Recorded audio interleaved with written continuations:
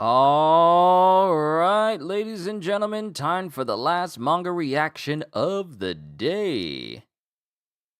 Let me make sure everything's all up in the up and up.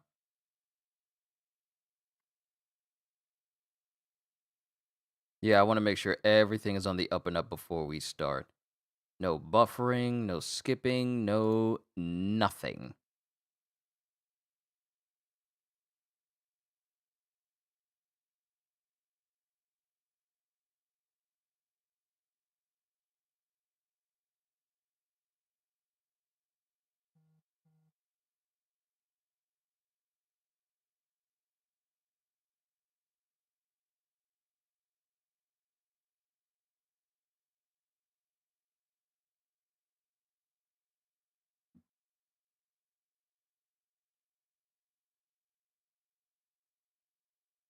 Yeah, I want to make sure that everything's good. Have no fear, Killer Bean is here. It's good to see you, Killer Bean. But yeah, I just wanted to make sure everything was on the up and up before I got started so that there wasn't anything wrong with the stream as a whole. We can go ahead and get started now that I know that everything is fine. Yo,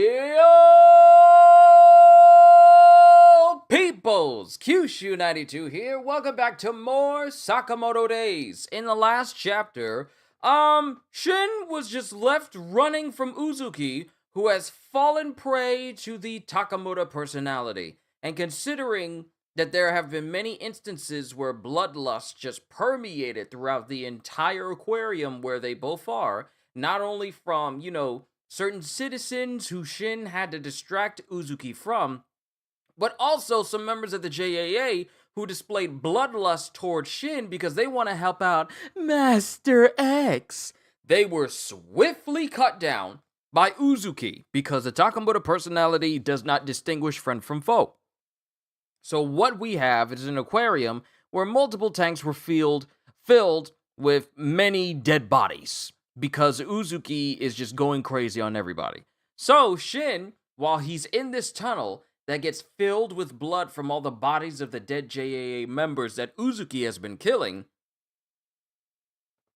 he almost gets stabbed by Uzuki, and we see that there's some citizens still there, like a mother and child. So Shin thinks that if I can send my thought faster than he can slash his sword, then I can possibly slow him down for these citizens to get out.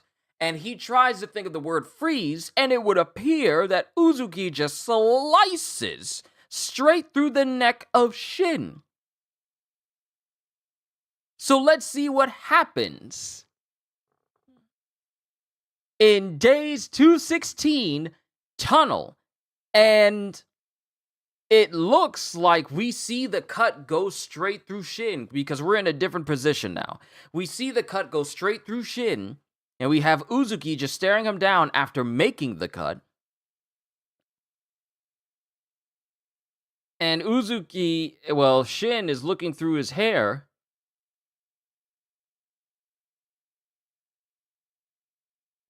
That cut was real. It was real, but whoa, Shin could have died here, but right behind Shin, out of nowhere, is Atari, and she's holding on to him. So if Atari wasn't there holding on to him, I'm wondering, how did that happen? How did that happen? It just showed Uzuki slicing through Shin's neck. How is he fine? What did Atari do? What is her presence doing with Shin that allowed him to survive a decapitation? What just happened? That means if Atari wasn't here, Shin would have died. Just instantly. I thought that this was Shin looking into the future, and he saw himself get killed by Uzuki before he can even say the word freeze. Turns out that was him saying it in real time. And then Atari is holding on and squeezing his arm, and then Shin just goes, I'm sorry, that's just taking me back just a little bit. Atari? I'm glad I made it in time. What are you doing here? Wait, more importantly. And then Uzuki is back to muttering to himself. He totally slashed me just then. How am I still alive? The tunnel effect. It's a phenomenon in which a particle can penetrate a barrier greater than its own energy, even though the odds are infinitesimal. In other words, the particles in your body and the particles of his sword miraculously managed to not collide. An object passing through another object? For real? This woman literally just said that Shin just encountered the rare effect where one object and another object don't physically collide, allowing Uzuki's sword to phase through his body. That's literally what she just said.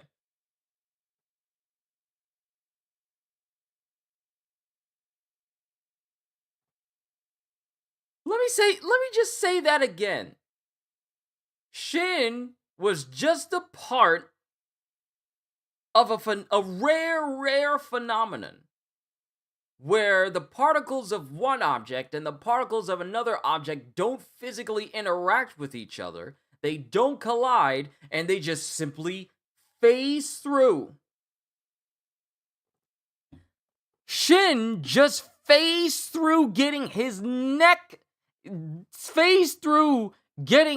head decapitated. An object passing through another object? For real? No matter how minuscule the chances, if something is technically possible, that's where luck comes into play.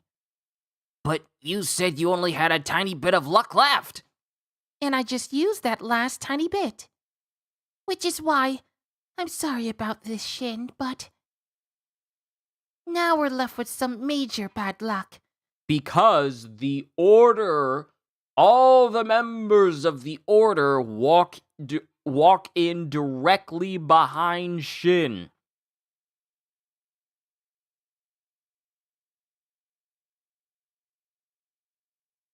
All the members of the Order just walk right in. Every single member. What's this? How come we're all at the aquarium? What kind of bizarre coincidence? And this is Torres. Then we get Oki. I have a policy of using my free time to recharge my batteries.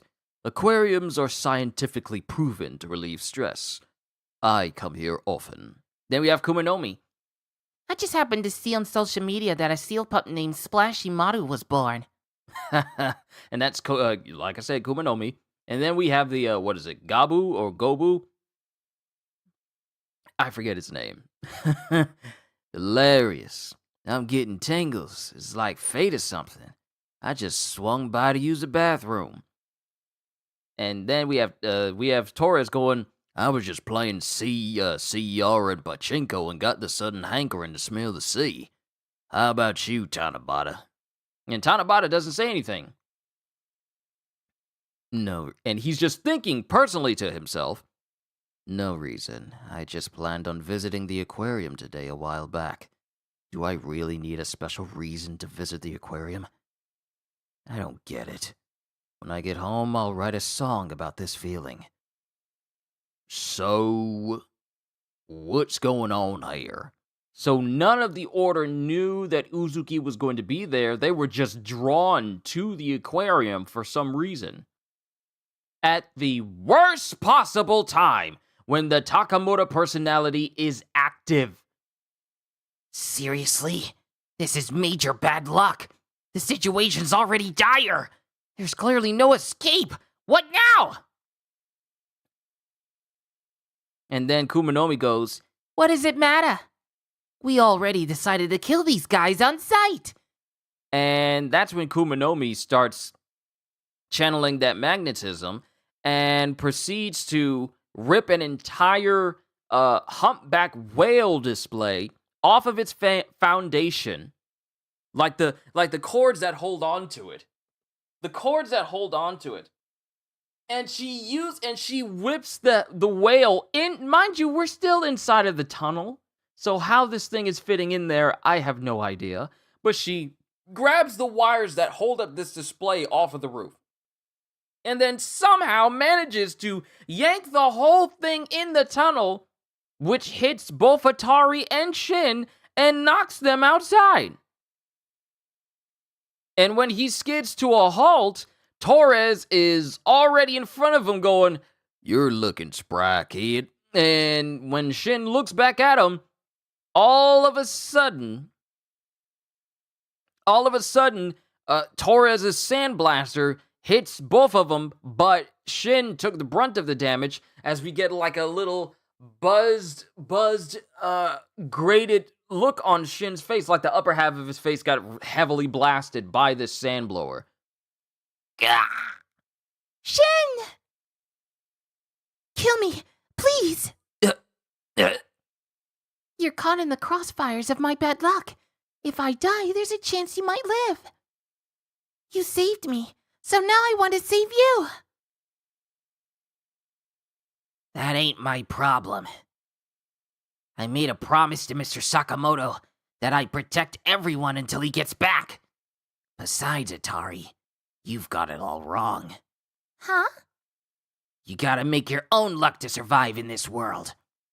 And then Oki, with the rest of the order, just walks up to Shin going, "Your situation was already hopeless. Even your luck has abandoned you. How do you think a worm like you has any chance of survival?" And then Shin just goes, "Wait a sec. There is one way to get out of this." So, and that's where the chapter ends. So, are we just completely forgetting the fact that Uzuki is still there under the Sakamoto personality? Are we just forgetting that?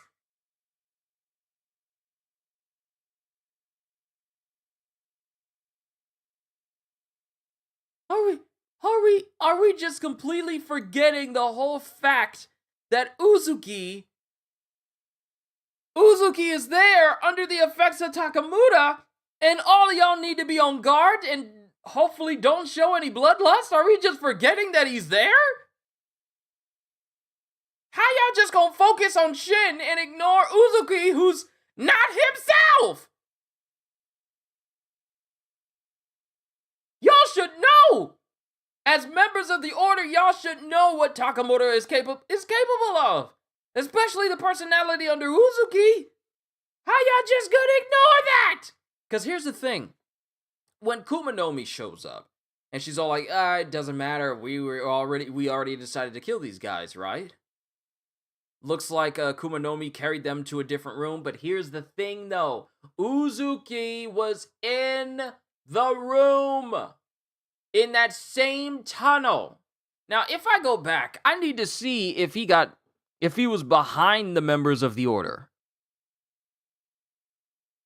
And all I see is that Gabu Dude and Tanabata, Kumanomi, Oki, and Torres behind Shin.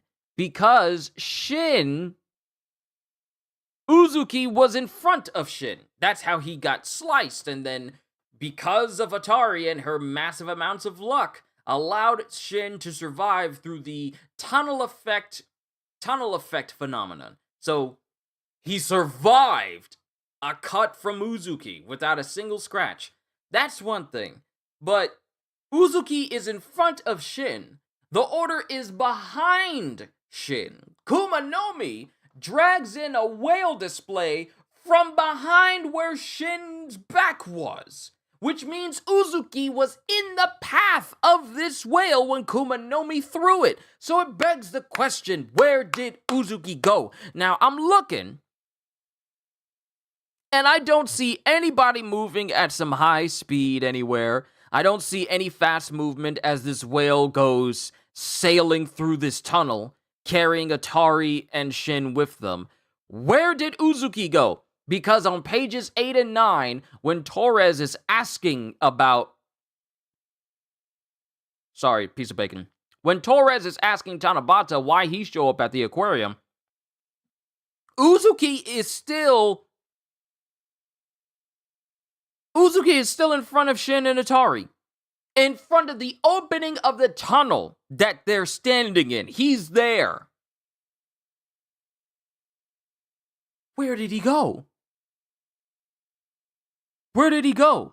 Wouldn't the fact that Kumanomi is willingly launching an object to kill a person, or at least harm them, carry a hint of bloodlust? So wouldn't that trigger him?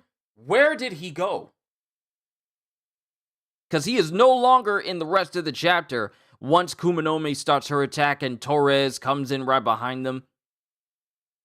And then the rest of the order just walk up to them as if they didn't just pass by an individual who has no qualms, killing them instantly if a single hint of bloodlust is detected. So now the question is, Gozu, thank you. I knew it was something with a go-oo at the end. I knew it wasn't Goku, but Gozu. So now my question is, where is everyone? Where is everyone? Where did Uzuki go?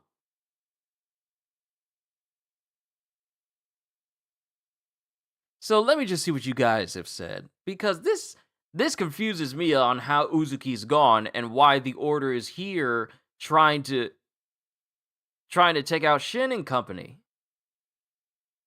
Okay.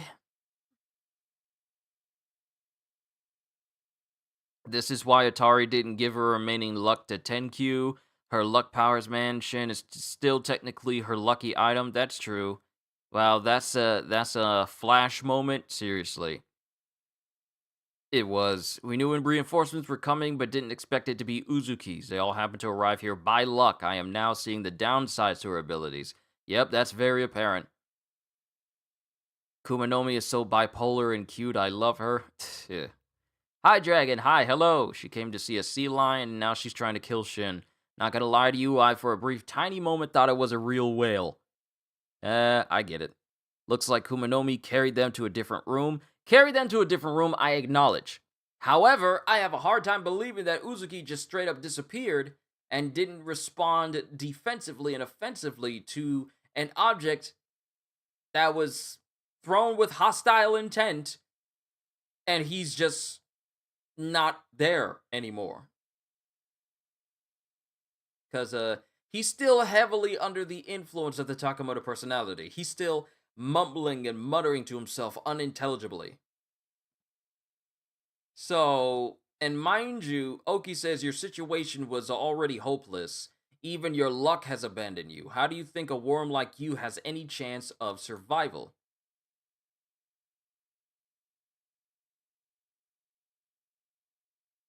And Shin just says, wait a second, there is one way to get out of this. So, he wasn't able to successfully take control and stop Uzuki, but maybe he can do the same. Ooh, maybe he can do the same to the Order members, because remember, Shin just learned that he can issue commands to multiple people at once. He literally just learned that a couple of chapters ago. So with all the members of the Order here, would he be capable of stopping them all at once so he and Atari can get away? Because I think it's too close to him just now learning he can control multiple people all at once. So with all the members of the Order here, maybe he'll try and pull it off again. Because none of them are as deadly as Uzuki. Now, mind you, they're all deadly, but Uzuki is the deadliest simply because of his perfect personality of Sakamoto. So maybe Uzuki needed to take to catch his breath.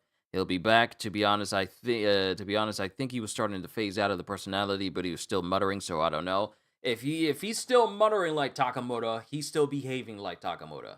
And that means he's still capable of killing like Sakamoto. So that's where we're at. No break from this chapter. Interesting. Very interesting. Okay. This was an alright chapter. But the tunnel effect where Shin literally had a sword go through his neck. He is the first person in history to survive a decapitation. or an attempted decapitation from Takamura. Shin has used his powers on Tanabata to save Atari the first time, so maybe he will put up a fight. Oh, I thought you were going to say, is he going to get them to attack Uzuki or even just show bloodlust so Uzuki focuses on them so he and Atari can escape? There's an idea too. That's an idea too. But who knows? If he can make them feel bloodlust, that will definitely take Uzuki's attention, because if the Order starts fighting Uzuki because of Shin's shenanigans, then some of them will probably have a hard time keeping their bloodlust down, because Gaku's gone because of Takamura, so there's still going to be some animosity there. But even with it being Uzuki, there's still it'll be tricky, because a lot of people would be put on a good chunk of people would be put on the defensive, simply because, well, one, Kumanomi personally knows Uzuki, and even she acknowledged that something about Uzuki was off the entire time. Like, I don't care what's going on to you, that's my friend there. There's a personal stake in Uzuki's well-being. So if Uzuki started to attack the Order because of what Shin does, it would just make the situation all the more awkward for Kumanomi, simply because she grew up with him. Maybe he'll find some way to transfer Atari's bad luck to someone else. Maybe. Okay, so let me just say this. Some of the most insane stuff that have happened in this series is directly linked between Shin and Atari. Every single time these two get together, some of the most impossible... I mean, Uzuki almost killed her once. That's true. Almost killed her. But the most ridiculous and most improbable stuff has happened when Shin and Atari get together. Like, we still remember the moment where she dragged a bag full of trash, shook it up, explained the possibilities of all these pieces connecting together, and then proceeding to create a fully working Glock. That was ridiculousness number one. Then ridiculousness number two was telling Shin, don't move while a person with 120% perfect aim shoots at you multiple times and not a single one hits. And now we have Atari here, who literally is there with Shin, and he survives a sword going through his neck that's capable of decapitating everyone that it comes across. A sword that is capable of slicing through buildings, slicing through people, slicing through everything, and Shin has survived that. He is the first person to survive a direct attempt at decapitation. And he's not on the level of Sakamoto to just straight up dodge it. The sword just decided to ignore his molecules and particles. It just went through it. I imagine there's going to be one person that has something to say about this nonsense, but even I can acknowledge that that was ridiculous.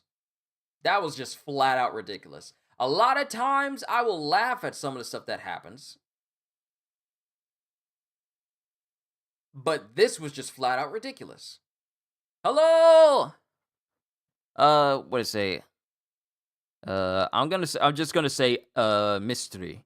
Just tuned in. Did you talk about the idea Shin rewrites new Order members' thoughts to make them emit bloodlust to draw Takazuki? So here's the thing. That's actually been brought up. Halster brought up saying, like, I thought you were gonna say he was gonna get them to attack Uzuki or even show bloodlust, so Uzuki focuses on them so he and Atari can escape. We already talked about that. That's a definite possibility. Get you a girlfriend like Atari. One that says that you're my lucky item and I want to make sure that you're okay. But also she was willing to literally sacrifice her own life. Saying, like, if you kill me, then my bad luck won't be affecting you anymore. And you'll be able to, and then perhaps luck will be on your side if I die.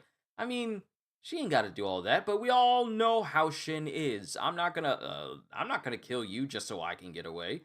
I gotta protect you and everyone else just until Mr. Sakamoto shows up. So, I get where you're coming from, though, but at the same time, now that I think about it, do we think Atari's luck is gonna be is gonna be gone forever again? What if it's just a case every time she uses it, she can't use it for a brief amount of time, and something bad happens as a consequence of her using it? So it's like a version of Undead Unluck where she can voluntarily use good luck, but if she uses it too much, then she gets bad luck? Is it something, is like a variation of Undead Unluck that way? I feel bad for her. I mean, she has saved Shin's life many times. They both are even. Pretty much, he came in to save her, and she saved him multiple times. So it's like a little bit of a give and take every now and then. But things just kind of went from bad to worse, though. Because one, we were just dealing with just Uzuki, which is already a significant threat when he's, drunk on the power of Sakamoto. But now the rest, all of the order has shown up. All of them.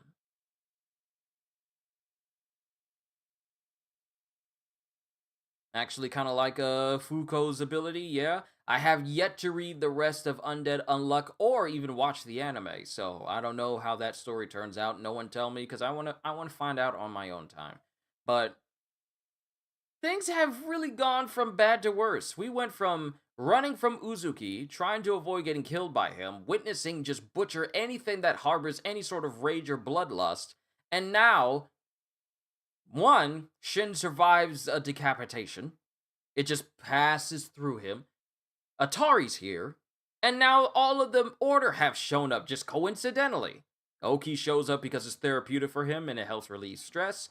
Tanabata was already planning to go there. Torres just had a hankering for fish and just came there as well. Kumanomi heard about a seal that was going to be shown here. Gozu. Sorry about that. Gozu just wanted to use the bathroom at the aquarium, but it just happened to be that aquarium. I'd rather take on the order than Takazuki. I would take on... Yeah,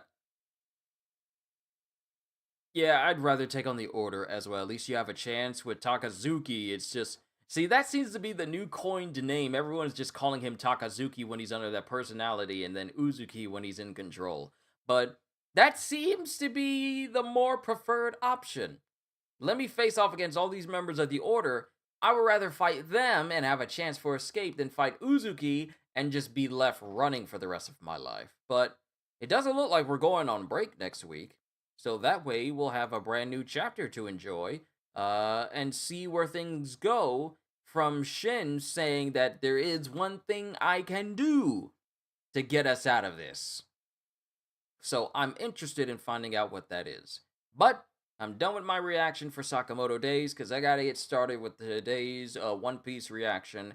And then I'm just gonna rest because it's been a long day. When does Shin being an orphan come back to story relevance? Who can say?